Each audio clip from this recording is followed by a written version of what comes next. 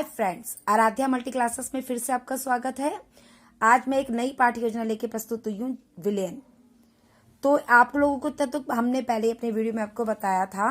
सबसे पहले आपको कॉलम बनाने होते हैं, दिनांक, कक्षा, विषय, उपविषय, प्रकरण, ये आप अपने हिसाब से भरेंगे। स्कूल का नाम, छात्र अध्यापिका का नाम आप अपने हिसाब से भरेंगे। उसके बाद आता है सामान्य उद्देश्य। सामान्य उद्देश्य में लगभग 5 से 6 टॉपिक आप डाल सकते हैं। उसके बाद विशिष्ट उद्देश्य, जिस टॉपिक को आप पढ़ा रहे हैं, जिस प्रकरण को आप पढ़ा रहे हैं, उसके बारे में आपको लिखना आता है। ब्लूम्स के रूल्स के बेस पे आपको ये सब कुछ लिखना है। जैसे ज्ञानात्मक उद्देश्य, विद्यार्थी विलयन के बारे में सामान्य जानकारी रखते हैं। विद्यार्थी विलयन के बारे में प्रत्यास्मरण कर सकेंगे। अवबोधात्मक, छात्र विलयन को व्याख्या कर सकेंगे। छात्र विलयन के गुणों का अध्ययन कर सकेंगे। इसी तरह से अनुप्रयोगात्मक उद्देश्य। इस प्रकरण के बाद अब आपको लिखना होता है शिक्षण सहायक सामग्री। जो आपने पढ़ाते समय यूज किया है वो आप शिक्षण सहायक सामग्री में डालेंगे। पूर्व ज्ञान, प्रस्तावना प्रश्न, ये लगभग 5 से 6 होते हैं। जैसे अगर हमको विलयन में अपने टॉपिक पे आना है तो हम लोग कैसे आएंगे? जैसे सबसे पहले आप छात्र अध्यापिका क्रिया होगी, फिर छात्र प्रतिक्रिया होगी। फर्स्ट क्वेश्चन, जैसे गर्मियों में शरीर की गर्मी दूर करने के लिए हम क्या क्या करते हैं, छात्र अध्यापिका प्रश्न पूछेंगी। तो छात्र देंगे हम शरबत पीते हैं, जूस पीते हैं, लस्सी पीते हैं, नींबू पानी पीते हैं। छात्र अध्यापिका पूछ सकती हैं कि नींबू पानी कैसे बनता है, तो उसको बनाने की विधि बताएंगे कि नींबू पानी पीने के लिए नमक, नींबू का रस डालकर बनाया जाता है। फिर नींबू का रस, चीनी, नमक, पानी घोल का दूसरा नाम क्या है? छात्र बोलेंगे विलयन। फिर आप पूछेंगे विलयन क्या है? अस्पष्ट उत्तर आपको मिलेगा। एक चीज का ध्यान रखिएगा, ये जो आपके यहाँ पे प्रस्तावना यानी इंट्रोडक्टरी जो क्वेश्चंस होते हैं, ये जिगजैग मोशन में होना चाहिए। जो आपको क्वेश्चन आना है वो यहाँ से यहाँ, फिर यहाँ से यहाँ, यहाँ से यहाँ, इस तरीके से इसमें होना चाहिए। उसके बाद आपका उद्देश्य कथन होगा। तो छात्रों, आज हम विलयन का अध्ययन करेंगे।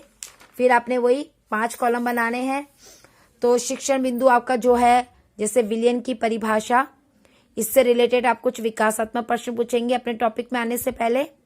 जब आप अपने टॉपिक में आ जाएंगे, जैसे आपने क्वेश्चंस पूछे हैं कि जूस का स्वाद कैसा होता है, बच्चे बोलेंगे खट्टा मीठा होता है। जूस का खट्टा मीठा स्वाद कैसे आता है? बच्चे बोलेंगे चीनी, नमक, नींबू से मिलाने पर। घुलने की प्रक्रिया को क्या कहते हैं? छात्र बोलेंगे विलयन। तो विलयन की परिभाषा दीजिए। उसके बाद आप अपनी जो है विलयन के बच्चे स्पष्ट उत्तर देंगे और आप अपनी व्याख्या इसमें कर सकते हैं। इस दौरान जो छात्र होंगे वो ध्यानपूर्वक इसको सुनेंगे। जब आप इसे समझा रहे हैं तो एक चीज का ध्यान रखिएगा, जैसे आपने मिनिएचर लगा सकते हैं आप इस तरीके का, या आप कोई क्वेश्चंस वगैरह अगर पूछते हैं तो आप यहाँ पे एक छोटा सा श्यामपट बना सकते हैं। फिर आ जाएगा आपका बोधात्मक प्रश्न। इससे रिलेटेड जो क्वेश्चंस होते हैं उनको हम बोधात्मक प्रश्न कहेंगे। छात्र इसके आंसर देंगे। ठीक इसी प्रकार जब आप अपने अगले टॉपिक में आ रहे हैं तो आपको कुछ विकासात्मक प्रश्न पूछने हैं। विकासात्मक प्रश्न के बाद फिर वही छात्र अध्यापिका कथन आएगा। इस दौरान जो है छात्र ध्यानपूर्वक सुनेंगे। उसके बाद इसी जो आपने टॉपिक पढ़ाया है, इसी टॉपिक से रिलेटेड फिर आप बोधात्मक प्रश्न पूछेंगे। बोधात्मक प्रश्न पूछने के बाद फिर आपके वही तीसरे टॉपिक में आने से पहले आपके विकासात्मक प्रश्न होंगे। विकासात्मक प्रश्न पूछने के बाद फिर आप अपना वही टॉपिक शुरू करेंगे और टॉपिक शुरू करने के बाद फिर आप अपना बोधात्मक प्रश्न देंगे। और इस दौरान जो है छात्र ध्यानपूर्वक सुनेंगे और बोधात्मक प्रश्न का आंसर देंगे। जब आपका सारे कार्य निपट जाएगा, उसके बाद आपको एक श्यामपट बनाना होता है। ये श्यामपट आपकी मर्जी है, आप इसे ब्लैक पेपर पे बना सकते हैं या सिंपल आप लाइन खींच के भी इसको बनाया जा सकता है। दिनांक, विषय, प्रकरण सब कुछ इसमें लिखना होता है। और जो आप समझा रहे हैं उसको थोड़ा डायग्रामेटिक तरीके से आप समझा दें। निर्देश एवं कक्षा निरीक्षण आपको इस तरीके से देना है। पुनरावृत्ति प्रश्न आएंगे, दीर्घोत्तरीय प्रश्न आएंगे, पर्यवेक्षक टिप्पणी, पर्यवेक्षक हस्ताक्षर आएंगे।